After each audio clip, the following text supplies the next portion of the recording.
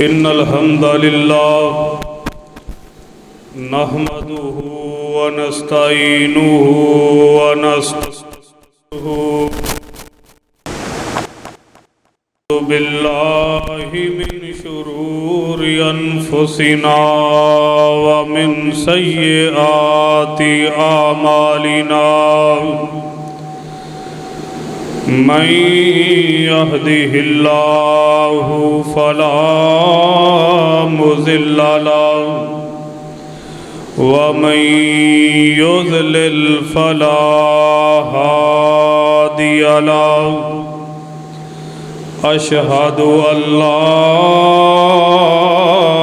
إله إلا الله وحده لا شريك له وأن محمدًا عبده ورسوله اللهم صل على محمد وعلى آل محمد كما صليت على إبراهيم وعلى آل إبراهيم إنك حميد مجيد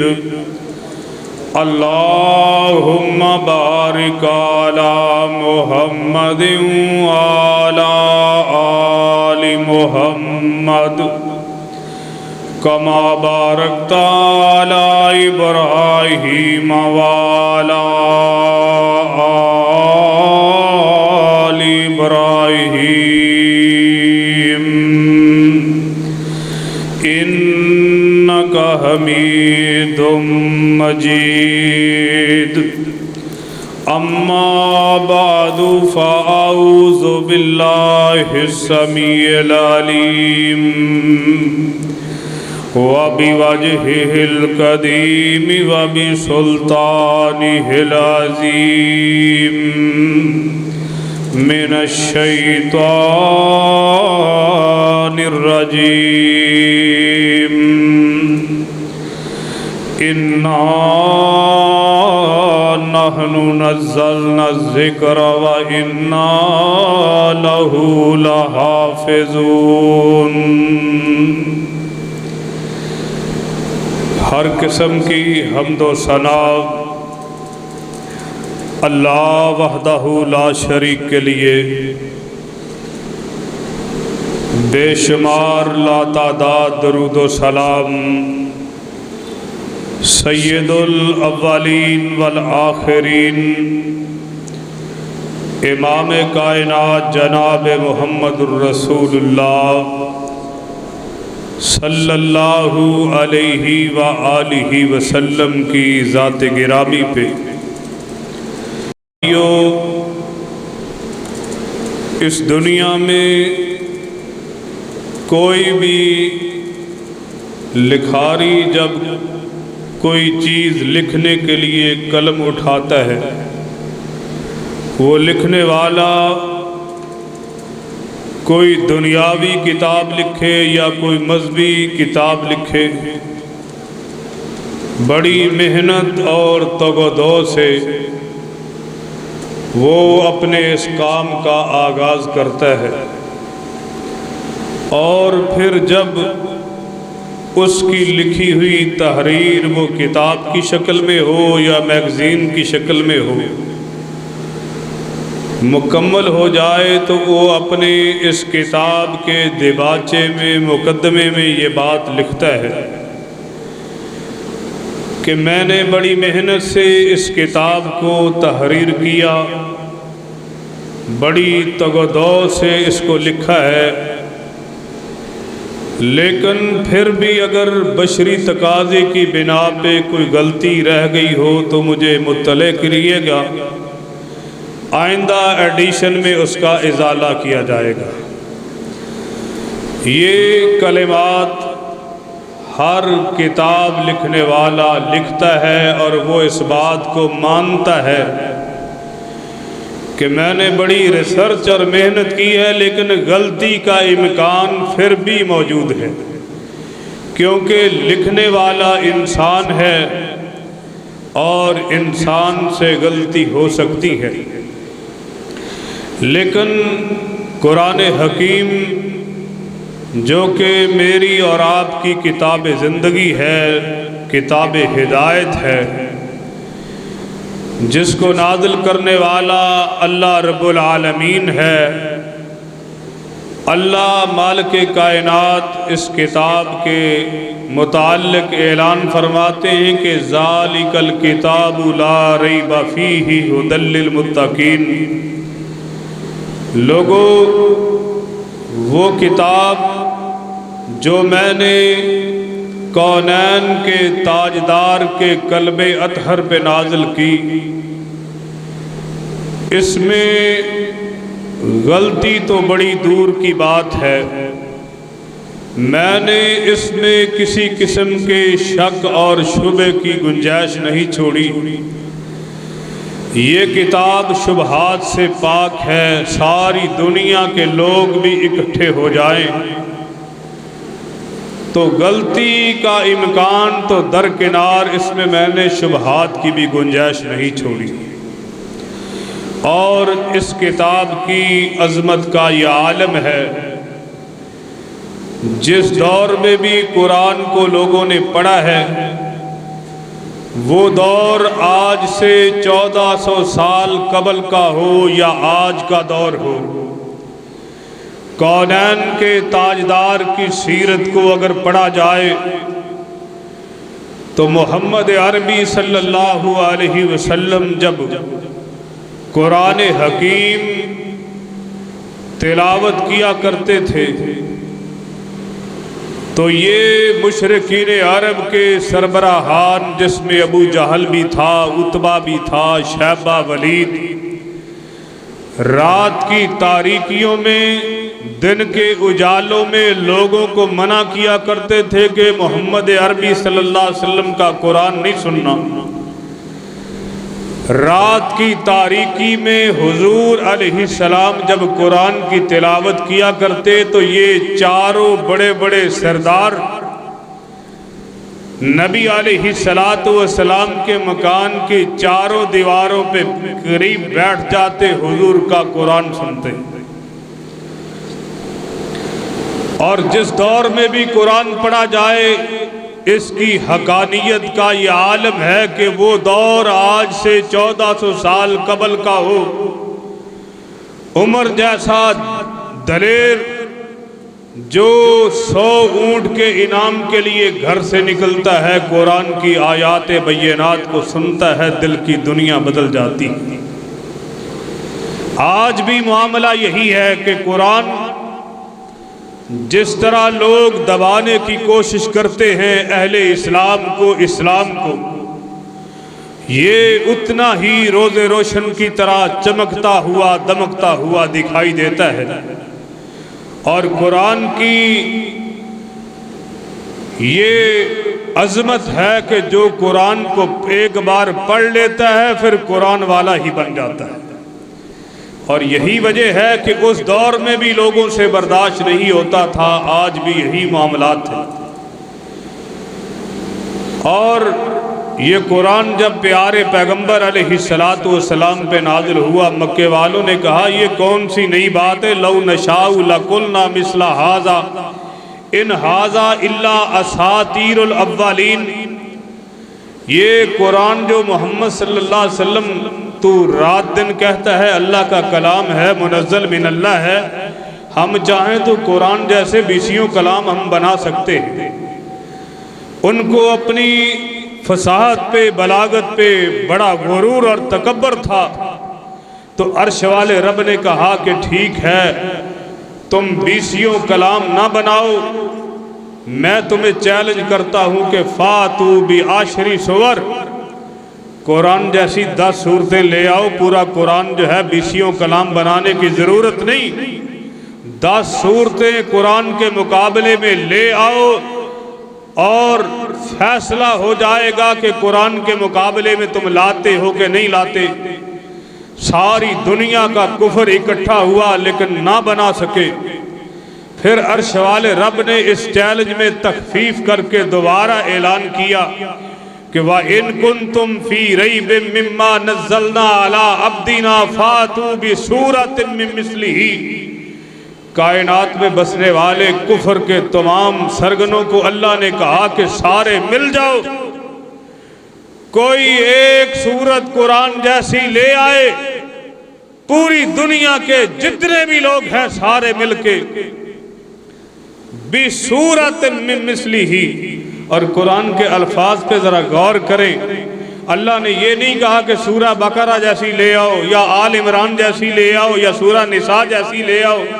بِسُورَةٍ، یہ دو زیر جو ہے اس کو عربی زبان میں تنوین کہا جاتا ہے، یہ نکرہ کے لیے کامن کے لیے آتی ہے۔ اللہ کہتے قرآن کے جتنی بھی صورتیں ہیں کسی ایک صورت جیسی جو تم بنا سکتے ہو، تم 10 نہیں لا سکے، کوئی ایک لے آؤ۔ اور ساتھ ہی کہہ دیا کہ وَادْعُوا شُهَدَاءَكُمْ مِن دُونِ اللَّهِ، اللہ کے علاوہ تم سارے اپنے پڑھے لکھے لوگ اکٹھے کر لو، اگر وہ کہہ دیں کہ قرآن کے مقابلے میں یہ کلام ٹھیک ہے تو میں ماننے کے لیے پھر بھی تیار ہوں۔ تاریخ شاہد ہے، آج تلک کسی کو سوائے ایک بندے کے کسی کو جرأت اور ہمت نہیں ہو سکی۔ مسالمہ کذاب نے کوشش کی تھی قرآن کے مقابلے میں کلام بنایا جائے، تو وہ سورہ فیل کے مقابلے میں کچھ آیات اس نے بنائی، بیت اللہ کی دیوار کے ساتھ لگا دی، اور جب لوگوں نے پڑھا وہ آیات کیا تھی، الفیل ومل فیل وما ادراک مل فیل ثم ما ادراک مل فیل۔ ترجمہ اس کا یہ ہے کہ ہاتھی، تجھے کیا معلوم کہ ہاتھی کیا ہے، پھر تجھے کیا معلوم کہ ہاتھی کیا ہے۔ اینڈ پہ جا کے لکھتا ہے کہ ہاتھی وہ جانور ہے جس کی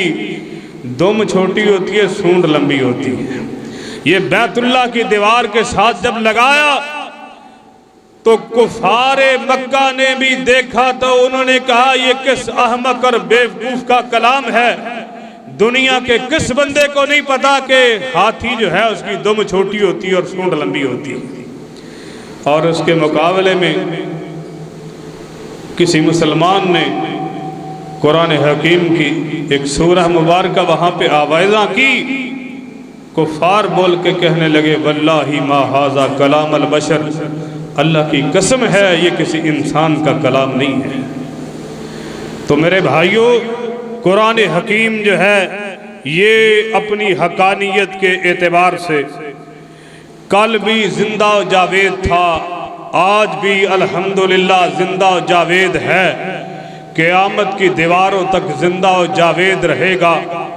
اور سب سے بڑی بات یہ ہے کہ پوری دنیا میں کہیں بھی آپ چلے جائیں،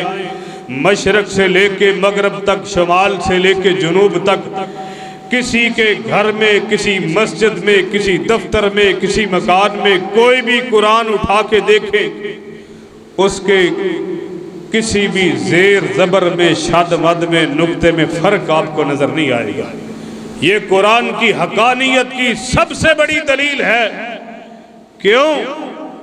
کہ اس دنیا میں تورات آئی بدل گئی، زبور آئی بدل گئی، انجیل آئی بدل گئی، دو چیزوں کی حفاظت کا ذمہ عرش والے رب نے لیا ہے۔ ایک قرآن کا اللہ کہتے ہیں کہ انا نحن نزلنا الذکر و انا لہ لحافظون، قرآن کی حفاظت کا ذمہ اللہ نے لیا ہے۔ ساری دنیا بدل سکتی ہے لیکن قرآن بدل سکتا۔ اور دوسرا اللہ نے صاحب قرآن کی حفاظت کا ذمہ بھی لیا ہے، واللہ یعصمک من الناس، عرش والا رب کہتا ہے پیغمبر صلی اللہ علیہ وسلم تیرے سینے پہ جو میں نے قرآن نازل کیا اس کا بھی محافظ میں خود ہوں، اور تیرے وجود اطہر کی حفاظت کا محافظ بھی میں خود ہوں۔ تو میرے بھائیوں، ان حالات میں جو آج کل پیدا ہو چکے ہیں، میری اور آپ کی کچھ ذمہ داریاں ہیں، میرے اوپر، آپ کے اوپر، پوری انسانیت کے جو کلمہ گو مسلمان ہیں ان کے اوپر قرآن کے کچھ حقوق ہیں۔ ان حقوق میں سے سب سے پہلا حق لا الہ الا اللہ محمد رسول اللہ جس نے پڑھا ہوا ہے، ان کے اوپر قرآن مجید جو ہے اس کا سب سے پہلا حق جو ہے وہ یہ ہے کہ قرآن حکیم پہ کما حقہ صدق کے دل کے ساتھ ایمان لایا جائے۔ یہ سب سے پہلا حق ہے قرآن مجید کا ہم سب کے اوپر۔ کلمہ گو جتنے بھی پوری دنیا میں بسنے والے مسلمان ہیں، سب سے پہلا حق قرآن کا ہم پہ یہ ہے کہ قرآن حکیم جو ہے اس پہ صدق کے دل کے ساتھ ایمان لایا جائے۔ اللہ رب العالمین اپنے پاک کلام میں ارشاد فرماتے ہیں کہ یا ایھا الذین آمنوا آمنوا،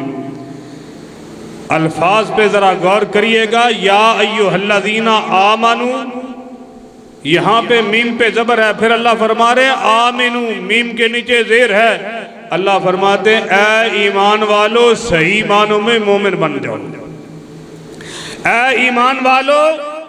آمنوا باللہ ورسولہ والکتاب الذی نزل علی رسولہ،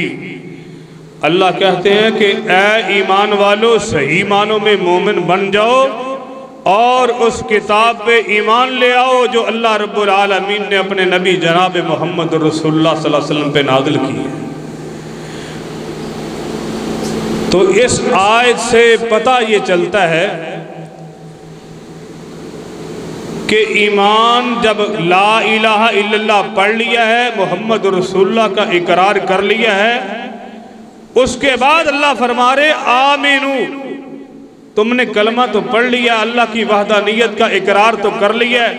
رسول اللہ صلی اللہ علیہ وسلم کی رسالت کا اقرار تم نے کر لیا ہے، لیکن صحیح معنوں میں ایمان لاؤ، یہ ڈنڈیاں مارنی چھوڑ دو، ایمان تمہارا پختہ ہونا چاہیے۔ قرآن پہ بھی ایمان ہو، والکتاب الذی انزل من قبل، اللہ کہتے ہیں اس سے پہلے بھی جو کتابیں میں نے نازل کی ان پہ بھی ایمان ہو۔ باقی جو سابقہ آسمانی کتابیں ہیں ان پہ یہ عقیدہ رکھا جائے کہ جب وہ نازل ہوئی تھی منزل من اللہ تھی، سچی کتابیں ہیں، عمل جو ہے وہ قرآن پہ۔ تو میرے بھائیوں، تو کیا یہ میں نے اور آپ نے یہ اپنا محاسبہ کرنا ہے کہ کیا ہمارا قرآن حکیم پہ صحیح معنوں میں ایمان ہے یا نہیں؟ دوسرے مقام پہ اللہ رب العالمین نے مزید تاکید کرتے ہوئے حضرت رسول اللہ صلی اللہ علیہ وسلم کا تذکرہ کرتے بھی فرمایا کہ آمن الرسول بما انزل الیہ من ربہ والمؤمنون کل آمن باللہ وملائکتہ وکتبہ ورسلہ۔ اللہ کہتے ہیں یہ کتاب ایسی عظمت والی ہے کہ اس پہ محمد عربی صلی اللہ علیہ وسلم بھی ایمان لائے ہیں، والمؤمنون، اور جنہوں نے ایمان، جو لوگ ایمان لے آئے ہیں، جنہوں نے کلمہ حق جو ہے اس کا اعلان کر دیا ہے، نبی کے اصحاب وہ بھی قرآن حکیم پہ صحیح معنوں میں ایمان لا چکے ہیں۔ تو میرے بھائیوں، قرآن حکیم کا سب سے پہلا حق میری اور آپ کی زندگی میں یہ ہے کہ قرآن پہ صحیح معنوں میں ہمارا ایمان ہو۔ بڑے دلائل موجود ہیں، وقت نہیں ہے۔ دوسرا حق قرآن حکیم کا جو ہمارے اوپر ہے وہ یہ ہے کہ قرآن حکیم جو ہے اس کی تلاوت کی جائے۔ یہ دوسرا حق ہے قرآن کا میرے اوپر، آپ کے اوپر، جنہوں نے لا الہ الا اللہ پڑھا ہے۔ تلا یتلو تلاوتن کا معنی عربی زبان میں یہ ہوتا ہے کہ کسی چیز کو پڑھنا اور پڑھنے کے ساتھ ساتھ تلاوت کے اندر یہ بات موجود ہے، از خود شامل ہے۔ یہ ذرا سمجھ لیجئے گا،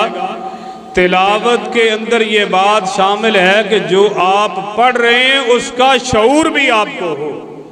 اس کا فہم بھی ہو جو تلاوت آپ کر رہے ہیں۔ جس طرح آپ کوئی کتاب پڑھتے ہیں، اس کی آپ کو سمجھ ہی نہ ہو تو آپ پڑھیں گے کیا؟ تلاوت کا معنی یہ ہے کہ قرآن حکیم جو ہے اس کو پڑھا جائے، اس کا فہم بھی آپ کو ہو۔ قرآن جب آپ تلاوت کر رہے ہیں، قرآن جو ہے جب پڑھ رہے ہیں، سن رہے ہیں، آپ کو پتہ ہو کہ اللہ رب العالمین ان آیات بینات میں کیا فرما رہے ہیں۔ یہ تلاوت کے اندر تلایتل تلاوتن کا معنی ہے کہ کسی چیز کو پڑھنا، ریڈنگ کرنا، اس کی سمجھ اور شعور بھی آپ کو ہو۔ کیونکہ الفاظ تب ہی آپ ادا کریں گے نا، کوئی بھی کتاب آپ پڑھتے ہیں تو عربی زبان میں تلا یتلو کا معنی ہے کہ ایسی چیز کو پڑھنا جس کی آپ کو سمجھ بھی ہے۔ تو میرے بھائیوں، قرآن حکیم جو ہے اس کو پڑھنا، اللہ احکم الحاکمین اپنے پاک کلام میں فرماتے ہیں کہ الذین آتیناہم الکتاب یتلونہ حق تلاوتہ اولئک یؤمنون بہ ومن یکفر بہ فاولئک ھم الخاسرون۔ رب کہتا ہے کہ جو مومن ہیں وہ قرآن کی تلاوت اس انداز سے کرتے ہیں، قرآن کو اس انداز سے پڑھتے ہیں، حق کا تلاوت ہی، جس طرح اس کو پڑھنے کا حق ہے، یعنی جب قرآن پڑھتے ہیں تو اس کا فہم ان کو ہونا چاہیے۔ اور یہ بات پلے باندھ لے، بڑی ذمہ داری سے بات کر رہا ہوں، قرآن حکیم کو یاد کر لینا، قرآن کا قاری بن جانا، حافظ بن جانا، یہ بہت بڑے اعزاز کی بات ہے، لیکن منبر رسول پہ کھڑا ہو کے ذمہ داری سے یہ بات کر رہا ہوں کہ ان ساری چیزوں سے سب سے بڑی بات جو ہے وہ یہ ہے کہ اعزاز حافظ قرآن کا ایک طرف، قاری قرآن کا اعزاز ایک طرف، اس کے سینے میں قرآن محفوظ ہو چکا ہے، یہ بہت بڑے اجر کی بات ہے۔ لیکن کعبہ کے رب کی قسم ہے، قرآن کو فہم کے ساتھ پڑھنا، اس کو سمجھ کے ساتھ پڑھنا، یہ اس سے بھی بڑا اعزاز ہے۔ اور جتنی بھی احادیث آپ نے سنی ہوئی ہے نا، حافظ قرآن قیامت کے دن 40 بندوں کی شفاعت کرے گا، 100 بندوں کی کرے گا، اتنے لوگوں کی شفاعت کرے گا، کوئی بھی ایک بھی حدیث صحیح سند سے رسول اللہ صلی اللہ علیہ وسلم سے ثابت نہیں ہے، ایک بھی حدیث کہ 40 بندوں کی 100 بندوں کی شفاعت کرے گا، اتنے لوگوں کی شفاعت کرے گا، یہ ساری کی ساری روایات ضعیف ہیں۔ تو میرے بھائیوں، قرآن جو ہے اس کو، اس کی تلاوت جو ہے یہ مومن کا شیوا ہونا چاہیے، لیکن بات وہی ہے کہ اس کو فہم کے ساتھ آپ نے پڑھنا ہے۔ جب قرآن پڑھیں، تیسرا حق قرآن حکیم کا میرے اوپر، آپ کے اوپر یہ ہے کہ قرآنی آیات جب ہم پڑھیں تو پھر اس پہ غور بھی کریں، جو تلاوت کر رہے ہیں اس پہ تفکر کریں، تدبر کریں۔ رب کا قرآن کہتا ہے افلا یتدبرون القرآن ام علی قلوب اقفالھا، قرآن جو ہے آیا ہے اس کو تلاوت کرنی ہے، پھر اس پہ غور بھی کرنا ہے، اس کو غور کریں، اس پہ اللہ رب العالمین ان آیات میں جو ہے وہ کیا کہہ رہے ہیں۔ اور جب آپ اس نقطہ نظر سے قرآن کی تلاوت کریں گے تو کعبہ کے رب کی قسم ہے آپ کو ایسے ہی لگے گا جب اللہ کے آیات پڑھیں گے نا آپ، رب العالمین کہہ رہے ہیں وَرْكَعُوا مَعَ الرَّاكِعِينَ، نماز کا حکم ہے، ابھی رکوع کرنے والوں کے ساتھ رکوع کرو۔ جب آپ پڑھیں گے تو ایسا لگے گا یہ حکم جو ہے یہ میرے لیے نازل ہو رہا ہے، یہ ابھی ابھی آسمان سے اللہ پاک نے میرے لیے نازل کیا ہے۔ قرآن کی آیات کو جب آپ فہم کے ساتھ پڑھنے کے بعد اس پہ غور کریں گے تو پھر میرے بھائیوں دل کی دنیا جو ہے یہ بدل جائے گی۔ چوتھا حق جو ہے قرآن حکیم کا میرے اوپر، آپ کے اوپر، وہ یہ ہے کہ قرآن حکیم جس پہ اوپر ایمان لے آئے، اس کی تلاوت بھی کر لی، اس پہ غور بھی کر لیا۔ اب اگلا مرحلہ جو ہے وہ یہ ہے کہ قرآنی احکامات جو ہیں ان پہ عمل کیا جائے۔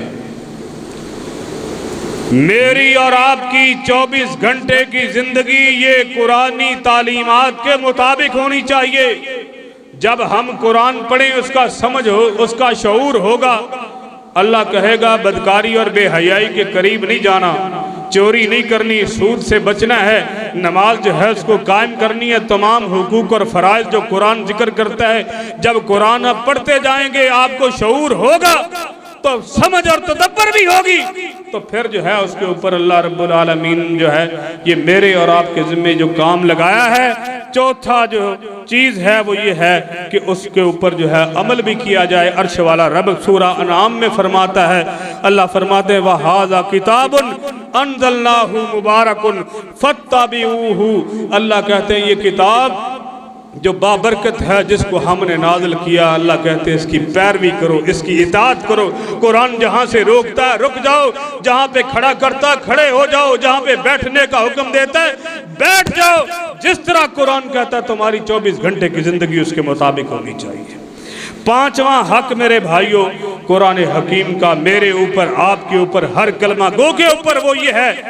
کہ جب قرآن کو ہم نے اس پہ ایمان لے آئے، اس کی تلاوت کر لی، غور بھی کر لیا، اس پہ جو ہے وہ عمل بھی ہو گیا شروع، اب اللہ کہتے ہیں کہ اب اس کی آگے تبلیغ بھی کرنی ہے۔ اللہ رب العالمین نے اپنے نبی کو حکم دیا ہے کہ اے پیغمبر صلی اللہ علیہ وسلم، یا ایھا الرسول بلغ ما انزل الیک من ربک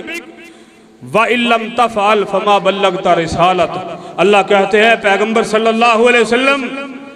جو آپ کی طرف میں نے قرآن 23 سالہ دور نبوت میں نازل کیا ہے، اس کو لوگوں تک بھی پہنچاؤ، خود بھی عمل کرو، لوگوں تک بھی پہنچاؤ، اس کی تعلیمات پہنچاؤ، یہ ہر مسلمان کی ذمہ داری ہے۔ اور چھٹا حق قرآن کا میرے اوپر، آپ کے اوپر یہ ہے کہ وہ قرآن جو ہم نے دوسروں تک پہنچا دیا، چھٹا اور آخری حق یہ ہے کہ اس قرآن کو، یہ زمین رب کی ہے، اس کو بنانے والا اللہ ہے، زمین کا مالک اللہ ہے، اختیار اللہ کا ہے، تو یہاں پہ نظام بھی اللہ کا ہونا چاہیے۔ اور قرآن جو ہے اس کو اللہ نے نازل کیا ہے، اس کو نافذ کرنا، غلبہ دین کی کوشش کرنا، میرے بھائیوں یہ ہر مسلمان کلمہ گو کی ذمہ داری بنتی ہے کہ قرآن حکیم کو نافذ کرنے کے لیے وہ کوشش کرے۔ نتائج میرے اور آپ کے ذمہ نہیں ہیں، وَمَا عَلَيْنَا إِلَّا الْبَلَاغُ الْمُبِينُ۔ رب کہتا ہے کہ غلبہ دین کی کوشش کرنا، قرآن کو نافذ کرنے کی کوشش کرنا، میں بھی اور آپ بھی اپنے حصے کی شمع جلائے چلیں، نتائج اللہ کے ذمہ ہیں۔ تو میرے بھائیوں اور کچھ نہیں کر سکتے تو آخری بات یہ ایک فکر لے کے جائیں، ملک دنیا بڑی دور کی بات ہے، سارے بھائی یہ فکر لے کے جائیں کہ کم از کم ہم اپنے گھروں میں تو قرآن کا نفاذ کر سکتے ہیں نا، وہاں پہ تو ہم منع کرنے والا کوئی نہیں ہے نا، وہاں پہ تو کوئی نہیں کہے گا بھی یہ پابندیاں ہیں، یہ پابندیاں ہیں، تم اس طرح نہیں کر سکتے۔ اپنے گھر کی چار دیواری، اپنی ذات، اپنی بیوی، بچے، ان کے اوپر قرآن جو ہے اس کے احکامات کو نافذ کریں۔ یہ جتنے بھائی بیٹھے ہوئے ہیں، اگر آج ہم یہ عزم کر لیں، پختہ عزم کر لیں کہ اپنے گھر میں قرآن کو ہم نافذ کریں گے، میری اور آپ کی زندگی میں 24 گھنٹے کی زندگی میں قرآن جو ہے وہ نافذ ہو جائے، قرآن ہمیں ہماری زندگی میں نظر آئے کہ قرآن نافذ العمل ہے، تو پھر انشاءاللہ وہ دن دور نہیں، سویڈن کیا پوری دنیا کے لوگ جو ہیں جب یہ ہم کر لیں گے، ہمارے گھروں میں نفاذ ہو جائے گا قرآن حکیم کا، چار دیواری کے اندر ہمارے گھر میں 24 گھنٹے کی زندگی رب کے قرآن کے تابع ہوگی، پھر انشاءاللہ وہ دن دور نہیں جب اس ملک کی فضاؤں میں جھنڈا لہرائے گا تو رب کے قرآن کا لہرائے گا، محمد عربی کے فرمان کا لہرائے گا۔ اللہ سے دعا ہے اللہ پاک مجھے اور آپ کو یہ جو 6 ذمہ داریاں ہیں ہماری قرآن کے حق ہیں، ہمیں ان کو پورا کرنے کی اللہ توفیق عطا فرمائے۔ وآخر دعوانا الحمدللہ۔